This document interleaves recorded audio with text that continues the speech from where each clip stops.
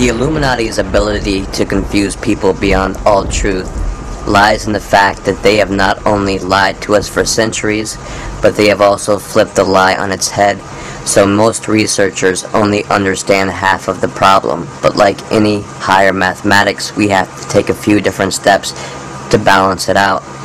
To use one of their terms, much will be brought to light if we see the mystery inside the riddle. Now, part of this answer most people will not want to hear, and most researchers have a problem discussing the issue or unwarily provide only half of the solved riddle. And what I am talking about is religion and spirituality. There's been a war going on, played on several levels. The most important level is that this is a holy war, a hidden spiritual war, declared on all people and fueled by the established power structure. We have to recognize the fact that the Illuminati has done a very thorough job through centuries of brainwashing and confusing people, even lying to their own members as they progress through the different Masonic lodges' degrees. The first truth we must uncover in this multi-step equation is that any and all religions are not all bad or not all good. There isn't one correct choice. I'm talking about every religion. They have all been touched by the Illuminati's priesthood. In fact, the main job for many people who have been professionally brainwashed since birth through the Monarch program is that they become clergy members. Still, we cannot say that all religion is bad either. This is what other researchers will have you believe, that every religion is a form of brainwashing. Believing that is the recipe for spiritual retardation, which will keep us in a holding pattern on the planet. The results are painfully obvious. It's a path leading to war, hate, materialism, and the ego. The third point we must understand is not all teachings of the occult are bad. The occult means hidden, and much information has been hidden that we could learn from. Yet jumping headfirst into the occult is definitely not what I'm saying either. The occult has been on serious lockdown by the Illuminati for centuries. They have seen to an occult monopoly. Using the power of the church and the false authority of God, they've murdered all their occult competition who were threats to their lodges. Using the witch hunts, whereupon not one Illuminati witch was killed. They destroyed the spiritual American Indian communities, as well as murdering old ladies out in the woods, working with the herbs and roots of life, natural medicines, healing arts. All along, the real evil people were protected under their titles as priests, rabbis, as well as any respectable position of power. The uttermost evil tends to camouflage itself well for fear of being exposed. Furthermore, the Illuminati is finding out that the one world religion they craved to instill on the people was right under their noses all along. They are realizing that as every kid loves magic, whether it be Harry Potter, monsters, or movies about angels or demons, I have personally seen that as they are moving prayer out of school, they are slowly introducing the occult in its place. It comes in the forms of thousands of occult books, which are pushed on the children in the classrooms themselves. So we definitely cannot say the occult is all good, even though it can be a source of information that we cannot find anywhere else. Another big lie being foisted on the people is the lie that Jesus Christ did never exist. For proof, they call him another version of the sun god and point to the stories of many other earlier gods, Horus, Mithra, Attis, Krishna, Dionysus, who shared many of the same stories attributed to Jesus Christ.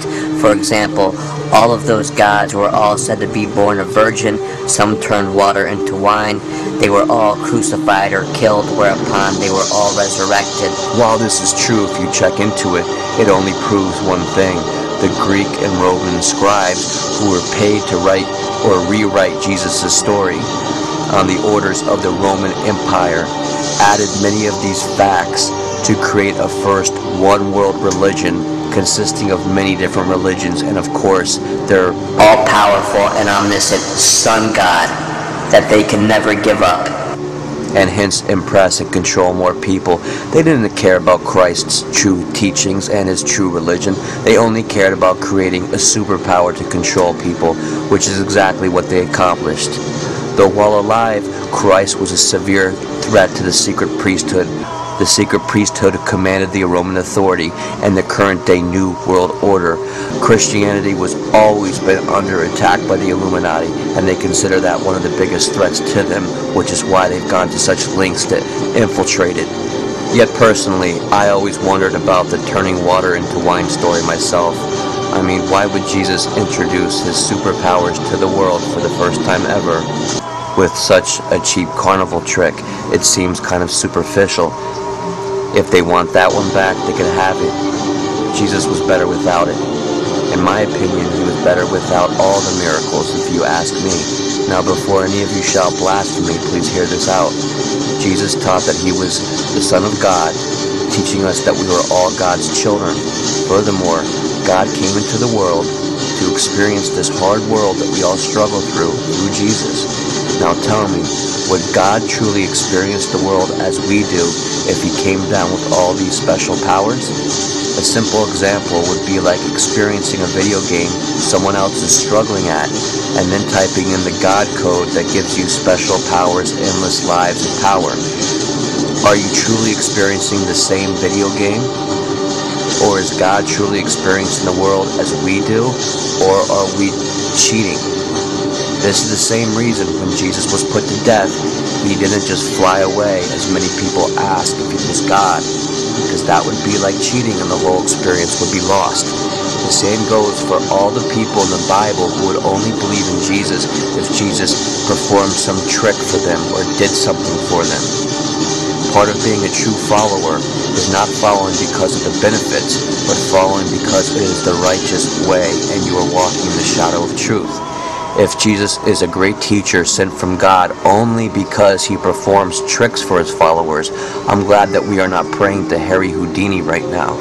So Jesus not having all those special powers and still touching all those people's lives, now that is the real miracle. He did it with truth.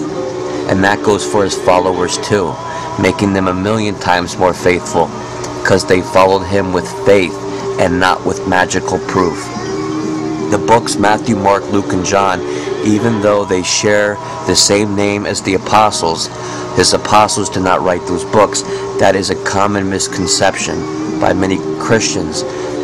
The authors, Matthew, Mark, Luke, and John, were actually Greeks and Romans who lived hundreds of years after Jesus died and were paid professional writers contracted out by the unholy Roman Empire to take the true religion of Christ and then repackage it for mass consumption, turning it into a superpower BS religion by mixing all these other religions up with it. While along the secret priesthood kept their precious sun god. Now all this information is a mix of both established religious texts combined with information from Gnostic texts. If you are interested, some secret teachings of Christ were unearthed in 1945 along Egypt's Upper Nile. It's called the Gospel of St. Thomas and was supposedly written by the Doubting Thomas. If you don't like established super powerful religion, let's not blame Jesus Christ or call him some figment of someone's imagination. Jesus Christ was a revolutionary. He went against the New World Order of his time. He walked into the temple where they were selling God out like some sort of product, and Jesus went nuts, breaking the tables and chasing the scum out of the temple.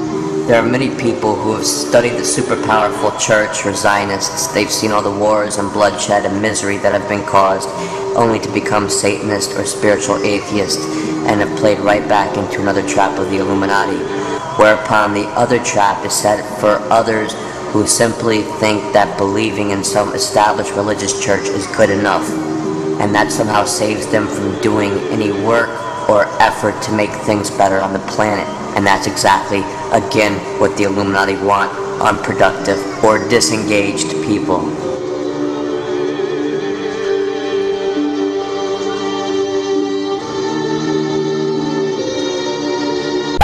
Yo, that shit's bulletproof. Yo, that shit's bulletproof. bulletproof, bulletproof.